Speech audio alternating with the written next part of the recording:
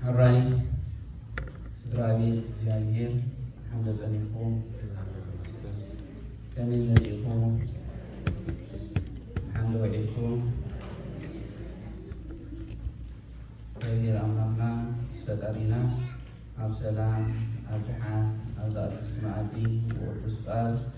نورس علامة أكيدنا أرحيلنا نمو كبري مسلانا مسلمون نمرنا السؤال نلبنا حبس لستان مجد قدس قالوا كنتنا تجينا سناين وأرجعيه يقولنا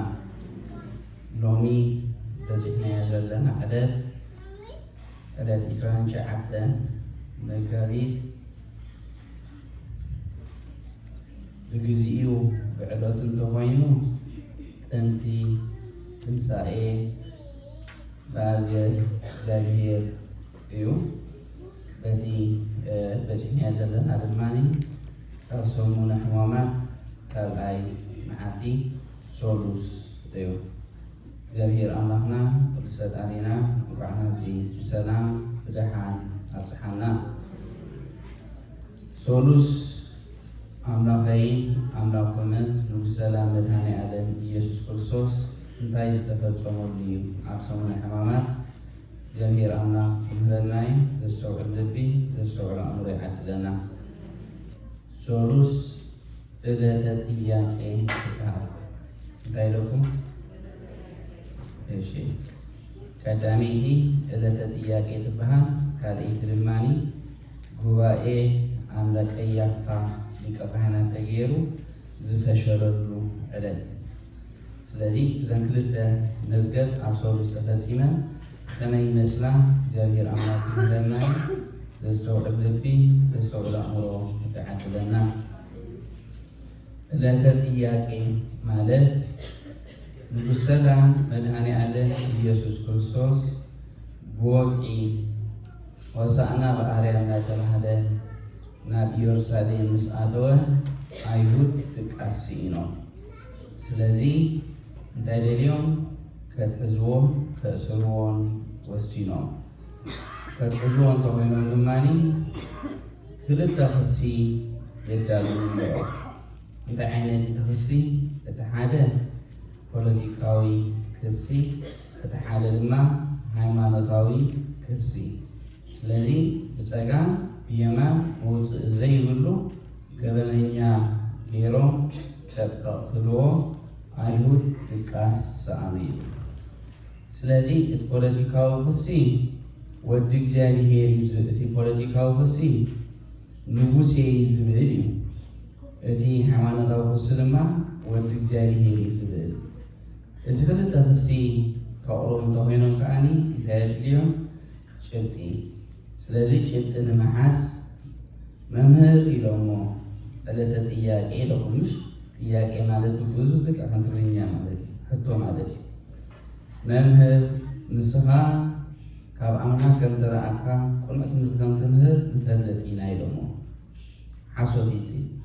ዘይኣምንሉ ጉዳይ ማለት እዩ። ግን ቁኑዕ ከም ትምህር ንፈልጥ ኢና እሞ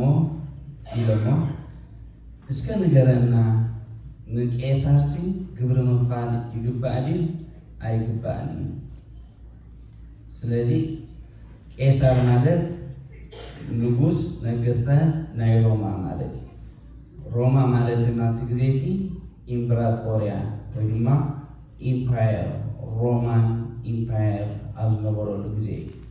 ስለዚ እስራኤል ኣብ ትሕቲ መን ነይራ ማለት እዩ? ኣብ ትሕቲ ግዝኣት ሮማ ነይራ ማለት እዩ። ስለዚ ንንጉስ ነገስታት ቄሳር ግብሪ ኣይክፈልን እዩ ተይልዎ ወይ ንጉስ አንጻርካ መፅኡ ግብሪ ከይትከፍሉ ዝብል መፅኡ ኢሎም መትሓዚ ይረኽቡ እዮም። ክፈሉ እንተይሉ ድማ እዋ እዚ ዳማ ሓስከት ሙሴ የኽብር ንኣምላኽ እኳ ዘይፈርሕ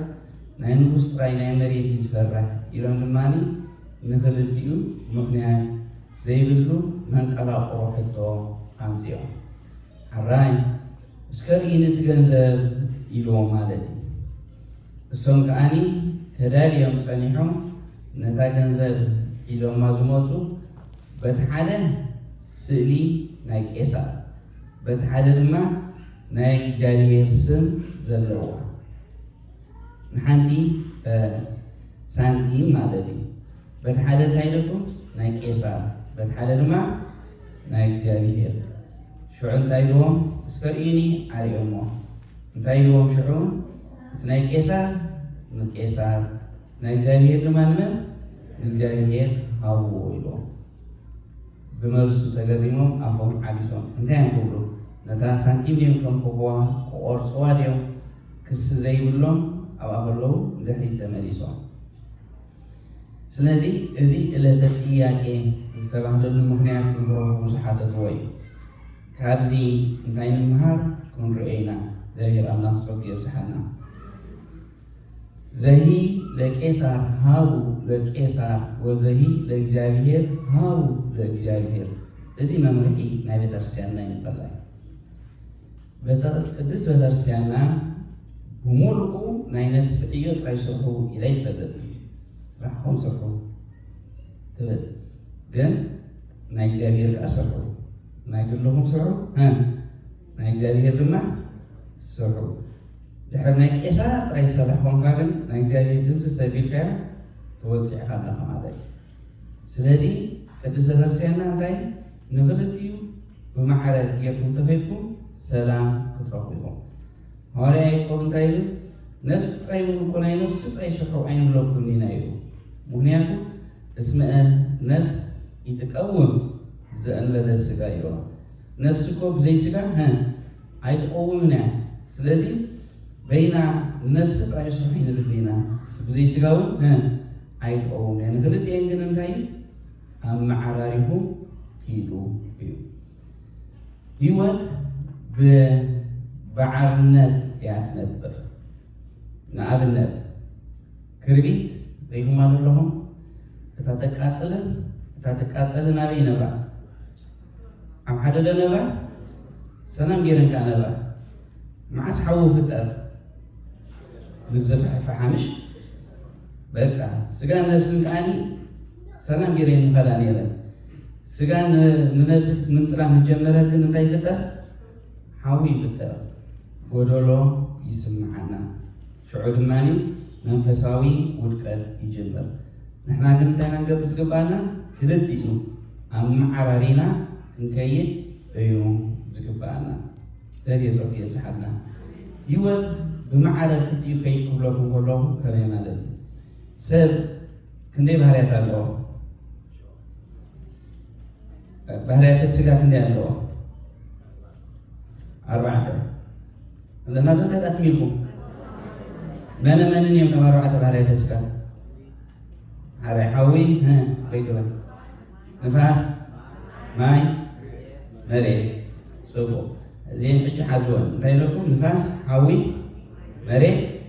ማይ ፅቡቅ ንፋስ ሓዊ አንጻር መን መሬት አንጻር ማይ ሓቀዶም ሓውን ማይን እንታይ እዮም አንጻር መሬት ከሐመድ ማለት እዩ አንጻር ንፋስ ስለዚ ህይወት እንታይ ቆይማ ኣላ ኩላተን ብማዕረ ምስ ዝኸዳ እንታይ ከውን ሰላም ትረክብ ማለት እዩ ኣጋጣሚ ኣዝሞ ዓፍሕዎ እንታይ ከውን ሓዊ መፅምሽ ስለዚ እንታይ ትገብር ኣለኻ ማለት እዩ ማይ የለን ነቲ ሓዊ ተበርትዖ ኣለኻ ማለት እዩ ስለዚ እዚ ድማ ሓመድ እዩ ንፋስ ድማ ኡፍ በልዎ ንፋስ ነለ ሓቂኖም ተን ኣርባዕተ ባህርያት ስለዚ መዓስ እዩ ካልእ ኣካላትና ድማ ብሉ እንታይ እዩ ማይ እዩ ሓቀይ ስለዚ እዚ መዓስ እዩ ሰላም ገይሩ ዝኸይድ እንተኮይኑ ኣርባዕቲአን ብማዕረ እተን ክልተ ኣንፃር ዘለዋ ብማዕረ ምስ ዝኸዳ እዩ እንድሕር ሓንሳእ ሓዊ ዚድ ኢሉ ሂወትካ ኣኺድካ ብፍትወት ስጋ ትቃፀል ብቁጥዐ ትቃፀል ብናይ ስጋ ፍትወት ድማኒ እናነደድካ ኣብ ሓጢኣት ትወድቕ ማለት እዩ ንፋስ ኣብ ዝበርትዓሉ ግዜ ድማኒ እቲ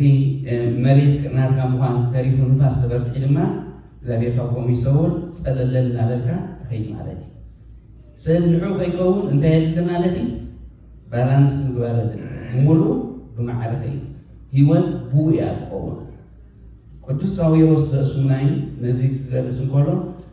አረ ጾም መበገሲ ይልዎ ጾም መበገሲ ቀንዲ ነዘን አርባዕተ ባህርያት ኣብ ማዕረ ዘንፀን ንሱ ይልዎ ትሚ ካንተ በዲዕካ እንታይ ካትገብሮ ነትእሳ አንፀይቲ ሃቦ እንታይ ሆ ቃፀል ሽዑ ኣብ ዘይትወፅኦ ሓጢአት ድማ ትወድቕ ንዑ ባላንስ ዝገብር መን እዩ ኢሉ ይፅርፎ ቅዱስ ሳዊሮስ ዘእስሙናይ ኣብ ድርሳነ ሳዊሮስ ዝበሃል ኣሎ ንዑ ባላንስ ዝገብር ኣብ ማዕረ ዝገብር መን ጾም ኢልዎ ማለት እዩ ጾም ዝኾነ ግን ንስጋን እቲ ነፍሲ እቲ ሓዊ ምስ ማይ መሬት ድማ ምስ ንፋስ እንታይ ይኸውን ብማዕርነት ይነብር ሽዑ ሰላም ጌርካ ትኸይድ ኣሰቢኩም ኣለኹም ኣብ ጾም ተለኩ ሓንቲ ነገር ኣይከውን ጾም ጥዑም ክበሃል ሰሚዕኩም ዘለኹም ሽዑ ብሙሉ ማዕረ ስለ ዝኸይድ ድሕሪ ሕልፍ ምሰርካ ምብላዕ ተተጀሚሩ ትሚልካ ምንቃት ተተጀሚሩ እንታይ ይገብር እቲ ሓደ ነቲ ሓደ ከዕብሎ ለጀምር እግሪ ረስን ኣካላት ረስን ድቃሲ ዓቢ ኣእምሮ ድማኒ ሓዊ ይቀየር ማለት እዩ ስለምንታይ እቲ ማዕርነት እንታይ ይገብር ይባላሾ ይጠፍእ ማለት እዩ ሽዑ ታጾም እኳ ትነፅሳሲ ክልሚያ ቃስ ሕውየ ዝብል ይበሃል ማለት እዩ ስለምንታይ ማዕርነት ስለዚ ብማዕርነት እንተዘይጌርካዮ ህይወት ኣይትኸይድን እያ ሕጂ ድማ ናብቲ ትምህርትና ንመለስ እዚ ናይ ቄሳር ንቄሳር ናይ እግዚኣብሔር ንእግዚኣብሔር እዩ ብማዕርነት ስለ ዝኸይድ ነበረ ድማ ሰላም ክትረኽቡ እዩ ካብዚኦም ከም ዝገበሮ ኣብነት ዝኾነና ኣብ ትንቢት ዳንኤል ትርጓሜ እንታይ ይብል ዳንኤል ነቢ ዳንኤል 700 ዓመታት ቅድሚ ልደተ ክርስቶስ ኣብ ባቢሎን ዝነበረ ነቢ እዩ ባቢሎን ኮይኑ ዝንበ ነበረ እዩ በቲ ናይ እግዚኣብሔር መንፈስ ድማኒ ክሳዕ ሽመት ኣብ ዘይሃገሩ ኮይኑ ዝበቕዐ እዩ እሞ ከዳ ዳንኤል በቲ ነቢ በቲ ሽመት ናይ ንግስነት ሒዙ ከመይ ኸይድ ነይሩ ኢሎ ዳንኤል ነቲ ድሕሪ 700 ዓመት ክርስቶስ ዝብሎ ቃል ናይ ቄሳር ንቄሳር ናይ እግዚኣብሔር ንእግዚኣብሔር ዝብል ሲ ቅድሚኡ ኣብ ሕልልኡን ኣብ ኣእምሮኡን ኣትዩ ዝፈፀሞ ሰብ ኢሎ እንታይ ማለት እዩ ናይ ንግስነት ኣየብኩርን ስሑ ናይ መንፈስ ስሑ ድማኒ ኣየብኩርን ማለት እዩ ስለዚ ሰብ ዓቕሚ ኣለዎ ሰብ ብጣዕሚ ዓቕሚ ኣለዎ ነቲ መንፈሳዊ ስራሕና ንስጋዊ ስራሕና ብማዕረ ጌርና ከነበርክቶን ክንነፍዓሉን ክንዕወተሉን ንኽእል ኢና ፀገም ዝመፅእ እንታይ እዩ ገብሓን ነቲ ሓንቲ ክዕብል የቴልካ ኣይትኸውንን እያ ካሳ በይን ኣይትኸውንን ኣይሰርሕ እንኳ እዩ ኣይጥዕማን ይሽዑ ሕማም መፅእ ፀገም መፅእ ጭንቀት መፅእ ሓውረስብ ኣይጥዕማን እዩ ብማዕረ ኩሉ ምዝኸይድ ግን ኣብ መንፈሳዊ ሂወት ዕውት ኣብ ስጋዊ ሂወትካ ድማ ዕውት ትኸውን ማለት እዩ ስለዚ ኣብ ሂወተይን ኣብ ሂወትኩምን ክንርስዓ ዘይግባእ እንታይ እያ ናይ ቄሳር ንቄሳር ናይ እግዚኣብሔር ድማ ንእግዚኣብሔር ሓንሳብን እንታይ ንቕይሮ ንሕና እቲ ናይ ቄሳር ኣምፂና ኣብ ናይ እግዚኣብሔር ድማ ኣብ ናይ ቄሳር እንታይ ማለት እዩ እዚኣ ቤተክርስትያን የለን ናይ እግዚኣብሔር እያ ሰባት ግን ኣብ ቤተክርስትያን ጉዳያቶም ናይ ደገ ኣምፂኦም ድሕር ዝኽዕዎ ኮይኖም እንታይ ገብርሎ ማለት እዩ ናይ ቄሳር ኣብቲ ንእግዚኣብሔር ትህብሎ ማለት እዩ እዚ ከዓ እንታይ ይኸውን ኣይከውንን ኣብዚ ናይ እግዚኣብሔርን ጉዳያት ጥራይ ዝግበር ስለዚ ካልእ ጉዳያትካ ደገኻ ምስ ወፀኻ ማለት እዩ ስለዚ ክትሓዋውሶ እንታይ የብልካ ማለት እዩ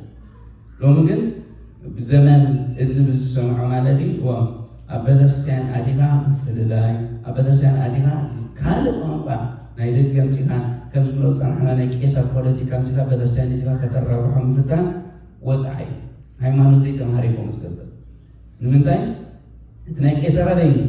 ኣብ ቄሳር እታ ናይ እግዚኣብሔር ከበይ ኣብ እግዚኣብሔር ስለዚ እቲ ሰብ ኣብ በቦትኡ ከይዱ እዩ ክዓይ ዘሎ እምበር እቲ ናይ ቄሳር ኣምፂኻ ኣብ ናይ ቄሳር ኣብ ናይ እግዚኣብሔር ክትእትዎ እንተከቲንካ ኣይከውንን እዩ ትእዛዝ እግዚኣብሔር ከምኡ ይኮነን ስለዚ እዚ ኣብ ቤት እግዚኣብሔር ኢልና ናይ እግዚኣብሔር ክንህብ ብእምሮን ብልብን እንታይ ንገብር ንቑሓትን ድልዋትን ክንኮኑ ግባእ እግዚኣብሔር ኣምላኽ ይደግፈና ኣብታ ካልአይቲ ምስ ንኸይድ እታ ካልአይቲ እንታይ እያ ትብል ሎሚ ሶኒ ሶሉስ ቃ ዝያዳ ማለት እዩ ቀያፋ ካፍቶም ክልተ ሊቃነ ካህናት ቀያፋ ዝበሃል ኣብ ቤቱ ኣኪቦም ምዒሉ ማለት ኣኪቦም ብዙሕ ኣይኮነን ሎሚ ግን ክትውዳእ ተባሂሉ ነይሩ ማለት እዩ እንታይ ንሱ ንቕተሎ ዝደሲ ክሰማምዑ ማለት እዩ ግን ፋሕፋሕ ኢሉ እቲ ጉባኤ ኣይተወድአን ማለት እዩ ኣይተሰምዑ ሕጂ እቲ ሓፋሕፋሕ መባል ይኮነን እቲ ዘገርም እቲ ሊቀ ካህናት ቀያፋ ኣብ ገዝኡ ሰብ ንቕተሊሉ ምዃንመን ሰማይ ምድሪ ዝፈጠረ ዝርአን ዘይርአን ዝሰርሐ ክርስቶስ ኣብ ቤቱ ንቕተሊሉስ ጉባኤ ፊሪ ሕጂ ኣብ ህይወት መጽሓፍ ቅዱስ እንታይ ይመስልኩም እስራኤላውያን ካብ ግብፂ ክወፁ ከሎ መቸም ላሕም ኣቢሎም ሓንሳእ ጣዖት ኸዱ ሓንሳእ ኣብ ርክሰት ኸዱ ሓንሳእ ኣብ ዝሙት ኸዱ ሓንሳእ እዚ ነቲ ካብ መንገዲ እግዚኣብሔር ክወፁ ተባሂሎም ምስሊ ናይ ዝሙት ሪኦም ብምሉእ ነቲ ናይ እግዚኣብሔር ከሊፎም ኸዱ ብእግረ መንገድና ነቲ ናይ ዝሙት ትርኢት ፖርኖግራፊ ዝብሎ ሽዑ ተጀሚሩ በጋንንቲ ካ ተጀሚሩ መኒኮም ገይሮ በልዓም እዚኦም ናይ እግዚኣብሔር ሰባት ነይምዎ ስለዚ ዕርቃነን ዝወፃ ኣንስትዮ ዝመስለ ኣጋንንቲ ኣተቐሚኦም ቀርበሎ ኩሎም እግዚኣብሔር ገድፎም ኢሎም ስለዚ እሳተን ከዓ እንተን ኣጋንንቲ መሲለን ዕርቃነን ምስ ወፃ ብምሎም እቶም ሰብ እንታይ ገይሮም ካብኡ ሃዲሞም ካብ እግዚኣብሔር ወፂና ድመን ከይዶም ናብ ዝሙት ናብ ርክሰት ናብ ሓጢአት እዚ ሎሚ ኣብ ኮምፒተር ተቐይሩ መፂ ዘሎ ምክሪ በልዓም ዝበሃል ናይ ኣጋንንቲ ድማ ውዲት ምዃኑ ክፈልጡ ግባእ ማለት እዩ እዚ ምስሊ ናይ ኣጋንንቲ ከምዚ ገይሩ ምስ ወፅኦም ኢያሱ ላሕ እንዲሉ ክምዕዶም ኣብ መወዳእታ ንምንታይ ኢሎም ንስኻትኩም ድላይኩም ሕረይ ንስኻትኩም ድላይኩም ምረፁ ኣነን ቤተይን ግን ንእግዚኣብሔር ኢና እነገልግል ንሳቶም ቤቶም እንታይ ኮይኑ ነይሩ እቲ ግዜ ዲ ናይ ኣጋንንቲ ምስሊ እናርኣዮም ብዝሙት ተዋሒጦም ነይሮም ጣዖት ናይ ኣጋንንቲ ኣምልኾ ሰጊሮም ነይሮም ሽዑ ከስ እንታይ ኢሎም ንስኻትኩም ድላይኩም ሕረዩ ኣነ ንእግዚኣብሔር ዘገልግል ኣይኮነን እንታይ ዳ ኣነ ቤተይን ግና ንእግዚኣብሔር ኢና ነገልግል ኢሎም እዚኣ ሕተያ ንሕናን ቤትናንሲ ንእግዚኣብሔር ነገልግል ዘለና እዚኣ ሕተያ እቲ ቤት ኣይናትናኒ ሓቂ ቤት እግዚኣብሔር ሓቀይ ቤት እግዚኣብሔር እሞ ንሕናን ቤትናንሲ ንእግዚኣብሔር የገልግል ዘሎ እሱ ክንሓስብ ግባእ እቲ ቤትና ቅዱስ ዮሃንስ አፈወርቅ እንታይ ኢለዋ ንእሽተይ ቤተክርስቲያን ኢለዋ ቤተክርስቲያን ኢለዋ ገዛናስ ቤተክርስቲያን ኣብዚኣ መፂኻ ዘይትገብራ ኣብ ገዛኻ ኣይትግበርን እያ ኣብዚኣ መፂኻ ዘይትገብራ ኣብ ገዛኻ ኣይትግበርን እያ ሓንሳ ግን ኣብ ቤተክርስቲያን ተዓንፀኒካ ፀሊም ፅርግያ ደገፅ ምሰበልካ ልብኻ ፀሊም ዝቕየር ተኾይኑ ተወፂእካ ኣለኻ ማለት እዩ ስለዚ ክቡራን ህዝቢ እግዚኣብሔር ኣቦታተይ ኣዴታተይ ኣሕዋተይ ኣሓተይ ቤትና እንታይ እያ ካልእ ከይትመስለኩም ቤት ቤተክርስቲያን ቤተ እግዚኣብሔር እዩ ስለዚ ከምታ ንቤተ ክርስቲያን ከምታ ንቤተ እግዚኣብሔር ነኽብራ ከምኣ ድማ ንመን ነታ ቤትና ከነኽብራ ይግባእ ንሳ ድማ ቤተ ክርስቲያን እያ ኣብኣ ከምታ እግዚኣብሔር ዘድልየና ነገር ክንገብር ይግባእ ኣየሰብሃልኩም እንዲሆም ቅዱሳን እግዚአብሔር እትበዓቶም ምስ ሞቱስ እትበዓቶም እንታይ ይገብሩ ሕሙማት ዝሕዊ ለምጻማት ዘምፅእ ካብታ በዓቶም ቤትካ ንእሽቲ ሓመድ ትወስድ ቤቶም ኮይኑ ስለምንታይ ነታ ቤቶም እንታይ ገይሮማ ነይሮም ማለት እዩ ቤተ ክርስቲያን ገይሮማ ነይሮም ናይ ክርስትና ድማ ይትረፍ ቤቱ ዝተነፅፈሉ እዩ ስራሕ ንጎ ተኣምር ዝገብር ይትረፍ ዝተነፅፈሉ ጫማ ዝለበሱ ነበረ ይተኣምር ዝገብር ንዕዮም ዝዕቅቦ ቅዱሳን ቀዳሞት ነቲ ናይ ኩሉ ናይቲ ቅዱስ ሰብ ይዕቅቦ ምክንያቱ በቃ ቅዱስ ኢሎም ዘለኣም ማለት እዩ ስለምንታይ እቲ ቤተ ክርስቲያን እታ ገዛና ድማኒ ካልእ ከይትመስለኩም ኣብዚኣ ዘይትግበር ኣብኣ ኣይትግበርን እያ ስለዚ ቤተ ክርስቲያን ዝግበር ኩሉ ኣበይ ክንገብሮ ግባእ ኣብ ገዛና ብሓደ ደለና እግዚኣብሔር ፀቂ የብዝሓልና ስለዚ ከምቲ ኢያሱ ዝበሎም ኣነን ቤተይ ንመን እግዚኣብሔር ኢና ነገልግል ንስኻትኩም ግን ድላይኩም ሕረዩ ድላይኩም ምረፁ ኣነን ቤተይ ግን ንእግዚኣብሔር ኢና ነገልግል ስለዚ ንስኻትኩም እግዚኣብሔር ተገልግሉ ኣለኹም ቤትኩም ከተገልግል ኣላ ድያ ንሕና ነገልግል ኣለና ቤትና ከተገልግል ኣላ ድያ ምልክት ሕቶ እዩ ስለዚ ቤትና ንመን ንእግዚኣብሔር እንተዘይኮይኑ ዝርአየኒ የለን ኢልካ أبيدرو مستعصوكا نحاجات رايك سرحتهونكا توزع خلاها تبيدك أكو بيت جزائر أبيت جزائر ماتيكا انتي تفتصمو كم زلقا فلات زريني يلنيلكا تفتصمو حاجات جزائر ريكا كم زابيت مغنياتو أتابيت كريستيان تايا نحاجة كريستيان بيت كريستيان كايا كريستيان يسو بيت لما تايبها بيت كريستيان لازم من تايكم نبو ስለዚህ ከማበተ ክርስቲያን ዘለና በህይወትን በእምሮን ክንሕልዋ ይግባአና ቀያፋ ግን እንታይ ገይሩ እንተኾይኑ በቃ ዝገደደ ኣኪቡ ገዙ ንዕመ ምኾሩ እንታይ ንግበር ብኸመይ ነቕትሎ ነቲ እንጀራ ረኪቱ ዘብልዖ ነቲ ሰማይን ምድርን ዝፈጠረ ጎይታ ብኸመይ ነቕትሎ ኢሉ ሞኻ ካለ ከይመስለኩም እንታይ እያ ሽመቱ ንኩሕሉ ማለት እዩ ስለዚ ካብ ከምዚ ዓይነት ናይዚኦም ወፂና ብሕግን በእምሮን ሕልናና ንዕኦም ዝዝገበሩ ኣይሁድ ኣይኮነን ኣነ ከንታይ ይገብር ኣለኹ ኣብ ቤተይ ኢልና ክንሕሉ ይግባእ ስለዚ ሎሚ ክልተ ነገር ተማሂርና ናይ ቄሳር ንመን ናይ እግዚኣብሔር ከ ናይ ቄሳር ናብ ዝመፅእ ድዩ በቃ ስለዚ ናይ ቄሳር ናብ ቄሳር ናይ እግዚኣብሔር ከመን እግዚኣብሔር ተኻልአይቲ ድማኒ ኣነን ቤተይን نمن يا نقلقل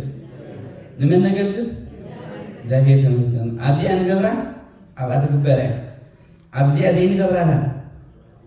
أبغى سلازي أمسكوا أتا إذا بسيم كل تنبل أنت أبزي تحمي تبتزع الحاجة سنة أبغى زهريت كافات حمى أيكون كم هي بقى عرفت سلازي أبزي أتكبرون حسن أفتبيتنا نقبرها زاهية مسانا يكون أدين ألسن المريم مسانا تكون ረድኤትና እግዚአብሔር ጸሎት ኩሎም ቅዱሳን ካባና ይፈለን ብሰላም እግዚአብሔር ይፈጽመና